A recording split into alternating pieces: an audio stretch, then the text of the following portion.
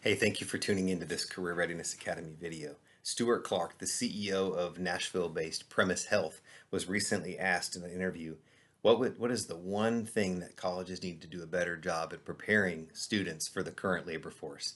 And if you looked at his response, you would say that he said something about teamwork and collaboration, and that would be true on the surface. But what he said is that students need to understand the concept of team, that understanding the concept of team is critical.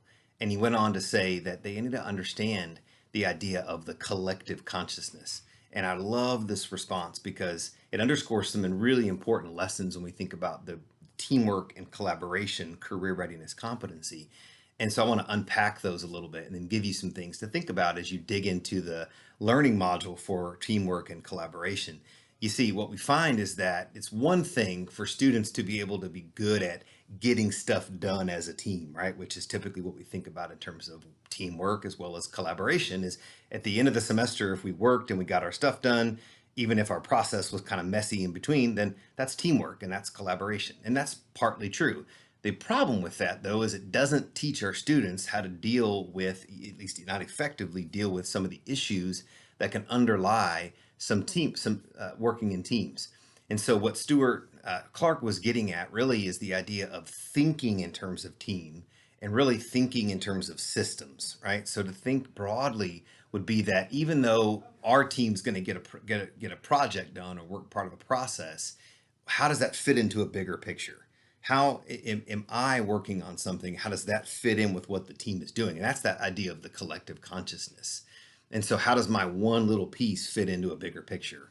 And so part of that is learning other important things within team, for instance, managing conflict, right? So how do you manage conflict within a team?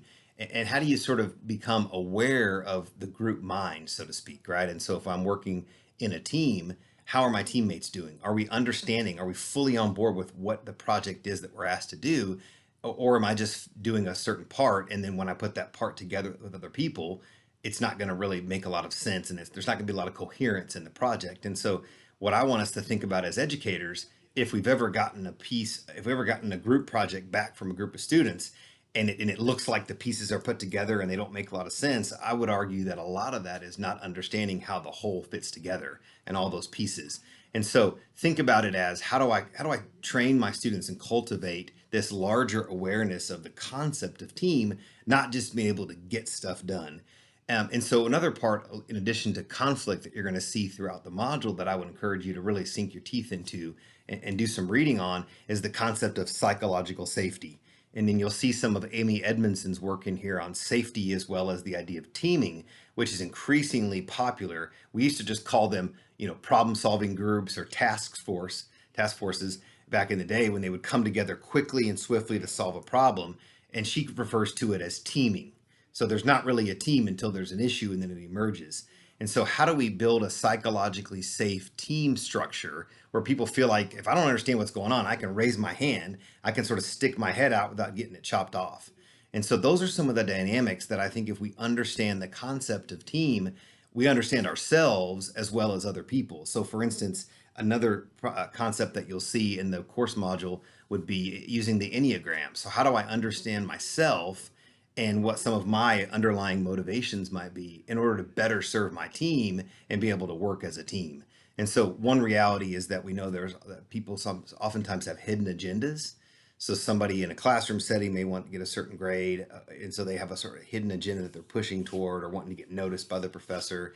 In the workplace, it's getting a bonus that's individual based or whatever it is. And so again, understanding the concept of team, understanding the collective consciousness and the group mind helps us to shift our focus from a more broad, a narrow view of getting stuff done to understanding what teams are all about. So I hope that you'll find the resources in here valuable. I think you will. Be sure that you share your best practices in the discussion board, and then for sure let me know what your wins and your challenges and your struggle are in this module in terms of the teamwork and collaboration module, but just broadly as you're engaging with the content in the Career Readiness Academy. My email is jeremyfike@gmail.com. Thanks.